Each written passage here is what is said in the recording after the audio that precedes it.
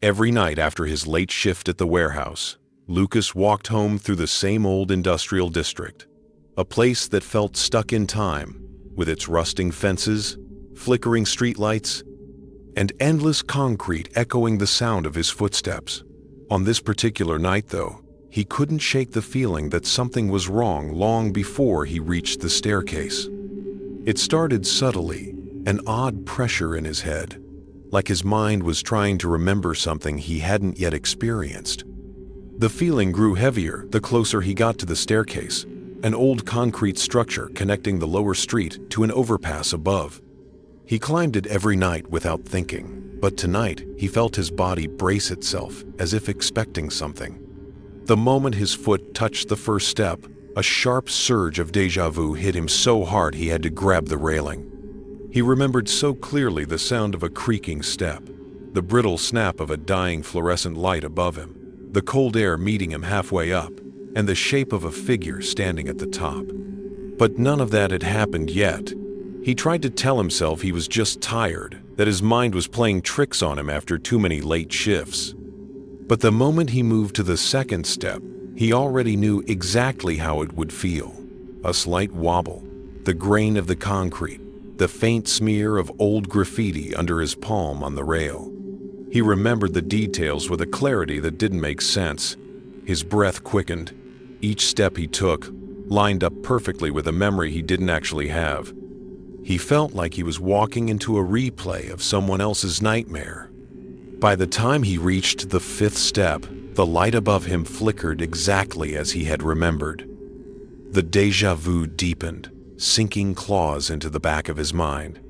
Lucas slowed down. He didn't want to keep going. His instincts screamed at him that continuing the climb was tantamount to stepping into a trap.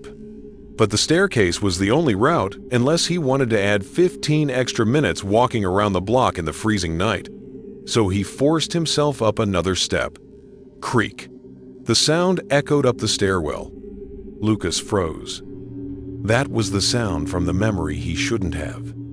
He swallowed hard and made himself keep going, gripping the rail so tightly his knuckles whitened.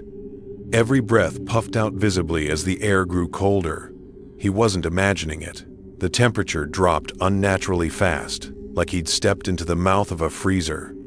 He reached the halfway landing, and his heart pounded as his mind whispered what came next. The cold would get worse, the silence would deepen, and at the top of the stairs, he would see something waiting for him. His pulse slammed against his ribs. He had no idea how he knew this, but the knowledge sat inside him like a memory, vivid and unquestionable. He didn't want to look up, but some force tugged at him, compelling him to follow the script already etched in his mind. When he lifted his gaze toward the top of the stairs, he expected the landing to be empty, just as it usually was. Instead, he saw movement. A shadow shifted, subtle enough that he might have dismissed it as a trick of the light if not for the déjà vu tightening around his skull like a vice. Someone or something was up there. Lucas's breathing quickened. The figure hadn't fully revealed itself, but he sensed eyes on him, watching, waiting. He wanted to turn around, to run back the way he came, but another wave of déjà vu hit him so hard his knees weakened. He remembered running. He remembered slipping on the ninth step. He remembered falling backward, the world spinning, and the impact of concrete cracking against his skull. But that hadn't happened. Not yet. His stomach flipped. If he turned around now, would he fulfill that memory? Was he being warned or guided? Every instinct told him that moving backward would be a mistake.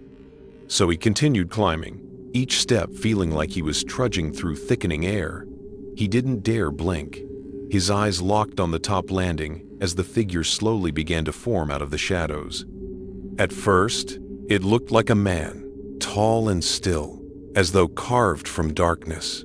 There was no movement, no swaying, no shifting weight, just absolute, unnatural stillness. Lucas whispered a shaky, "Hello," but his voice came out thin and weak. The figure didn't respond. It didn't even seem to breathe. Lucas's skin crawled. He knew that he had seen this before. Not in real life, not in a dream, in a memory he didn't own. And that memory whispered that the worst part wasn't what he saw, it was what he heard. A cold ripple of fear slid down his spine as the figure leaned forward slightly, its head angling as though studying him. Lucas wanted to scream, but couldn't force his voice out. Another memory sharpened inside him, one that felt more like a command burned into his mind. Do not look away.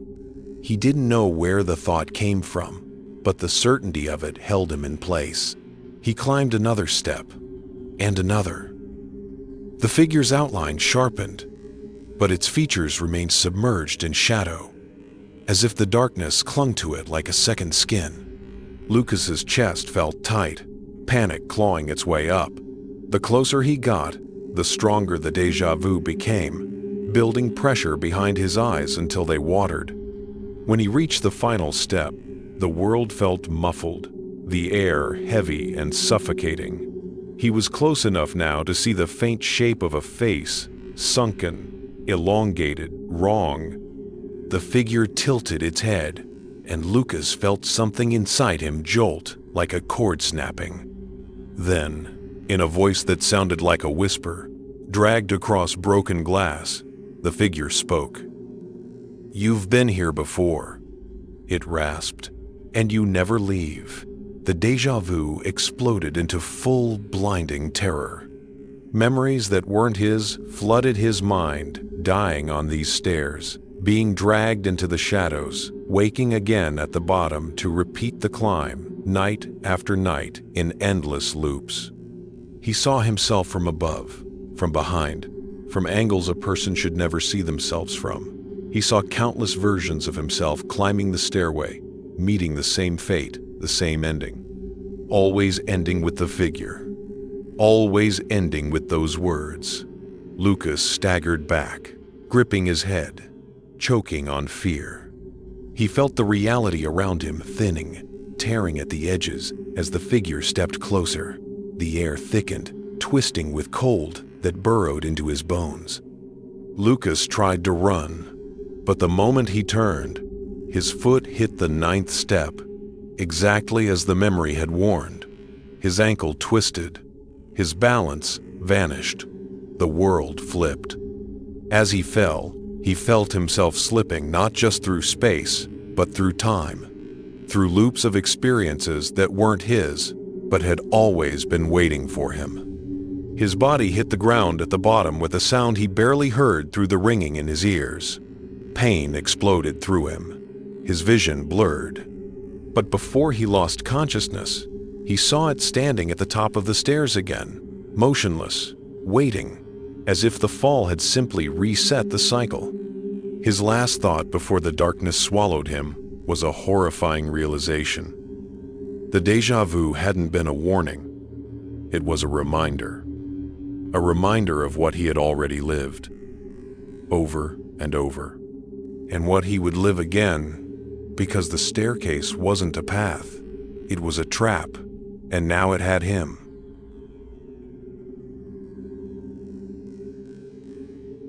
Emma never liked her bathroom at night, but she couldn't explain why. It wasn't the lighting, it was bright enough. It wasn't the size, it was a perfectly normal, small apartment bathroom. It was the mirror. Something about it made her uneasy in a way she could never describe without sounding ridiculous.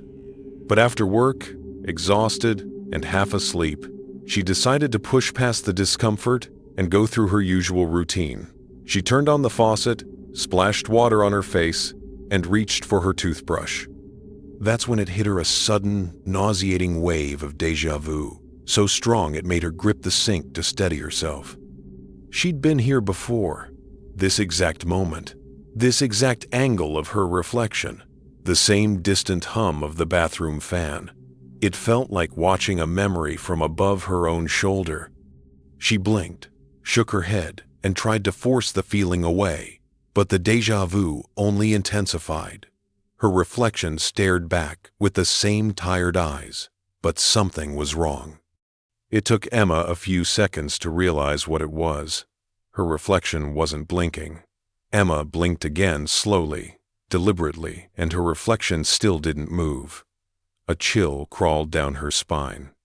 She leaned closer, her breath trembling. The reflection remained perfectly still, freezing her in place with an expression identical to hers in every way except the spark of life behind the eyes. It looked like her, but hollow. She whispered, "What the hell?" But the reflection's mouth didn't move. It just watched. Or rather, it looked like it was watching. The eyes didn't quite align with hers. They were focused slightly above, like it was looking at someone standing behind Emma. She spun around, heart hammering, but the bathroom was empty, except for her towel hanging limply on the wall. When she turned back to the mirror, her reflection had changed position subtly, but undeniably. The head was tilted a few degrees to the side, like it was studying her. Emma stumbled backward, slamming into the shower curtain. No, no, no. Her brain raced for some explanation, stress, sleep deprivation, a trick of the light.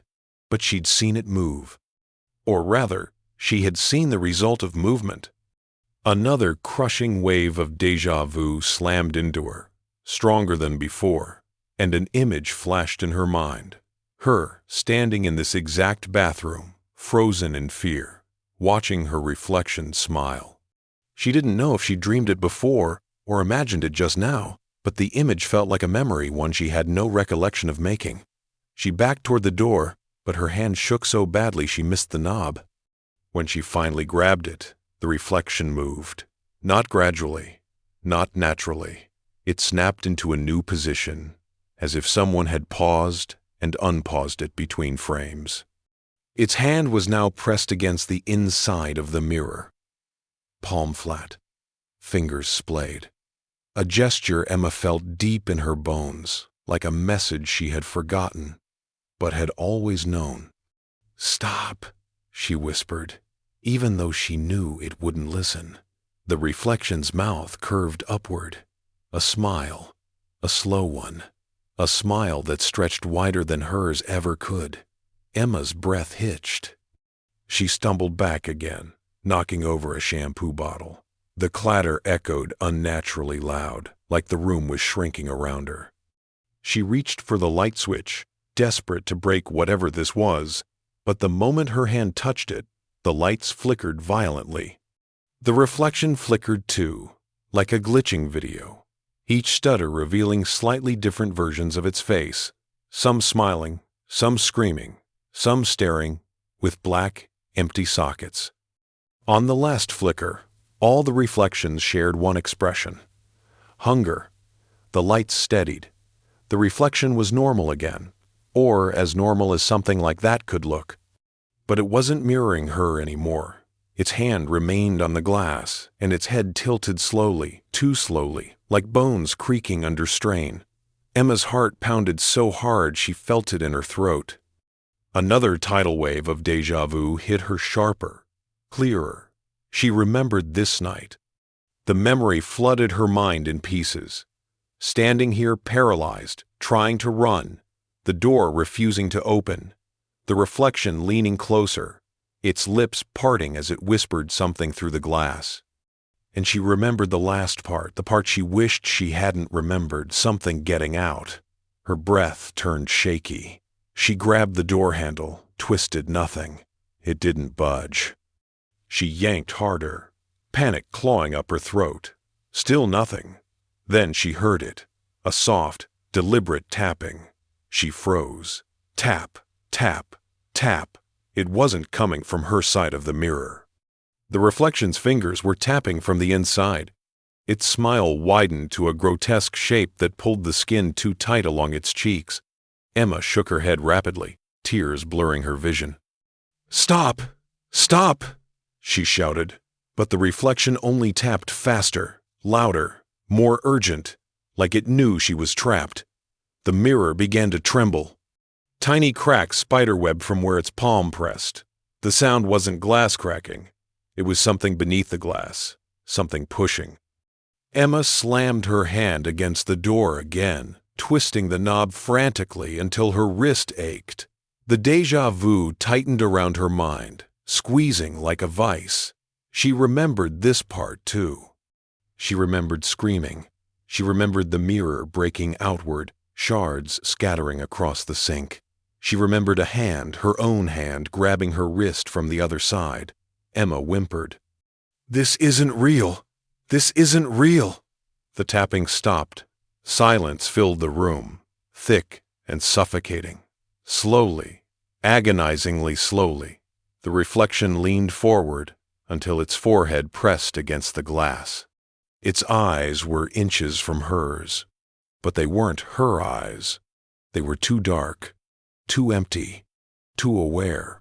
And then it whispered, a low, breathy voice that seemed to seep through the mirror itself.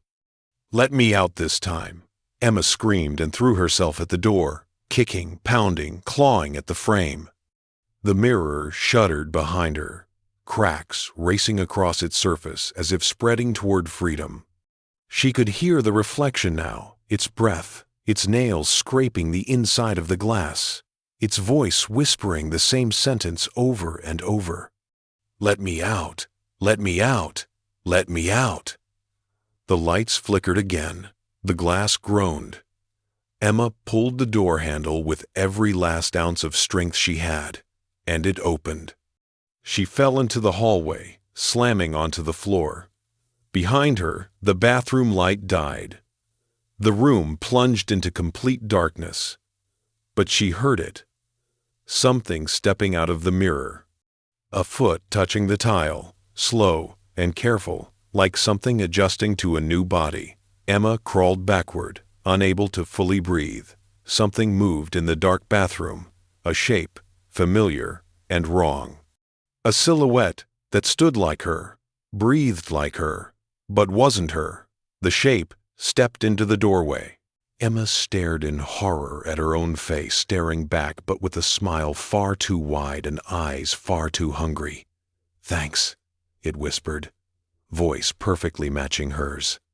"You're free now." And before Emma could scream, the thing wearing her face closed the bathroom door behind it with her still inside.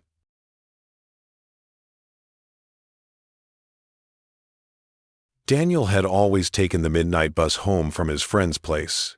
It was cheap, quiet, and usually empty, which suited him fine after long nights of talking and drinking coffee.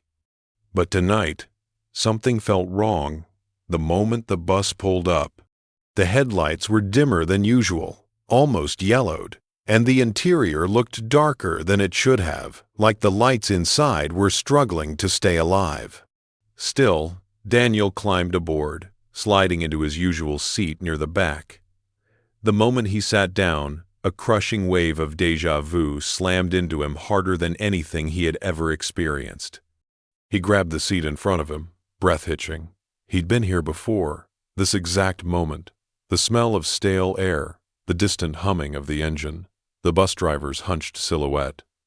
But he shouldn't remember it. He'd never taken this exact bus. Not like this. He blinked rapidly, trying to push the feeling away. But the more he tried to ignore it, the stronger it grew. The déjà vu wasn't a vague sensation, it was vivid, like a memory burned into the back of his skull. He remembered the stillness, the silence, the passengers who didn't move. Slowly, as the bus pulled away from the curb, he dared to look up. The bus was full, packed even. Daniel's heart began to pound. He hadn't noticed any of them when he boarded. They were all sitting perfectly still, not talking, not shifting, not even breathing from what he could see. Their faces were pale, blank, drained of any expression whatsoever. They stared straight ahead, unmoving, like mannequins dressed in everyday clothing. Another pulse of déjà vu hit him so hard it made his stomach twist. He remembered this. Not just the people them. He remembered being terrified of them, though he didn't know why. He remembered trying not to make eye contact. And most of all, He remembered that he wasn't supposed to talk to them. His mind echoed that warning in a voice that didn't feel like his own. Don't talk to them. Don't make eye contact. Daniel swallowed hard, staring at his feet. The bus rumbled forward, but something was wrong outside the windows. The route was supposed to follow the city streets, past a gas station, a 24-hour laundromat, and the neon signs of late-night restaurants. Instead, all he saw was darkness. Thick, impenetrable darkness, broken occasionally by the shapes of trees, tall, crooked, looming. The bus was driving somewhere it wasn't supposed to, somewhere he had never seen before. Somewhere, he realized, with a sickening lurch he had seen, just not in real life. In that memory, or whatever the déjà vu was. Daniel slowly lifted his gaze, just enough to look at the nearest passenger without making direct eye contact. The man's face was wrong. The features were soft, blurred at the edges, like someone had sculpted a face from wax and forgotten to add details. No eyebrows, barely any definition around the mouth. And the eyes, Daniel clamped his own eyes shut. The passenger's eyes were open too wide, not blinking, not moving, just staring. A sound echoed in the bus, a tiny sound, but impossibly loud in the smothering silence. Someone exhaled. Daniel's blood went cold. He didn't know which passenger it came from, and he didn't want to find out. He tried to focus on the driver instead, but even the driver's silhouette was unsettling. Slumped, rigid, with shoulders set at an unnatural angle. He leaned slightly to the side to get a better view of the driver's face in the overhead mirror. Immediately, the déjà vu tightened like a fist around his throat. Do not look at the driver. Daniel snapped back into place, heart pounding so hard it hurt. He pressed his head against the seat, closing his eyes.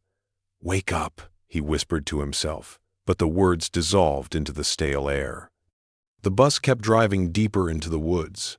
No stops, no turns. Just an endless stretch of road swallowed by trees that seemed to lean closer with every passing mile. At some point, Daniel realized he couldn't hear the sound of the engine anymore. The bus was still moving, but there was no mechanical noise, no hum, no rattle, nothing. Just the soft, rhythmic breathing of the passengers. But they weren't supposed to breathe. He remembered that. His hands trembled violently as he gripped the seat in front of him, trying to steady his breaths. That was when he noticed something. The reflections in the bus windows. In the glass, he could see the passengers not moving, not blinking, but behind them, shapes shifted. Tall, dark shapes standing over some of them, leaning close to their heads, as if whispering things into their ears. But when Daniel snapped his head to look directly, the shapes vanished and the passengers remained still. A thin, sharp whisper echoed from the front of the bus. Daniel froze. He couldn't understand the words at first. They were too faint, too distorted, but the tone chilled him to the bone. It was urging, coaxing, calling. Then the whisper grew louder, clearer, crawling down the aisle. "Look!" Daniel shook his head violently. "No," he breathed. He squeezed his eyes shut. The whisper came again, this time directly behind him. "Look." Cold air brushed the back of his neck, and Daniel shot upright, choking on a gasp. He couldn't help himself. His head turned a fraction toward the passenger sitting across the aisle. The figure was facing him now. Its head had twisted all the way around, backward, neck bent at a horrifying angle, eyes wide and empty. Daniel slapped a hand over his mouth to stifle the scream, clawing its way up his throat. The thing stared at him, unblinking, face stretched into a grotesque parody of curiosity. Then its mouth opened. Slowly, too slowly. A thin, rattling breath escaped its throat. A whisper. "You saw us before?" Daniel whimpered, shaking uncontrollably. The creature leaned closer, joints snapping, bones grinding beneath its skin. "And you came back." The bus lurched violently. Daniel seized the opportunity and sprinted down the aisle toward the back door, slamming his shoulder into it. It didn't move. He hit it again and again. "Please!" he screamed. The passengers turned their heads in unison, their movements jerky, like puppets on tangled strings. They stared at him with lifeless eyes as one collective voice whispered, "Sit down," Daniel screamed, pounding the door until his fists hurt. The lights inside the bus flickered wildly, bathing everything in stuttering flashes of white and shadow. The passengers twitched with each flicker, appearing closer every time the lights blinked back on. Their limbs extended, their faces stretched, their mouths widened into silent screams. Daniel felt something grab his ankle. He kicked and twisted, sobbing, "Let go."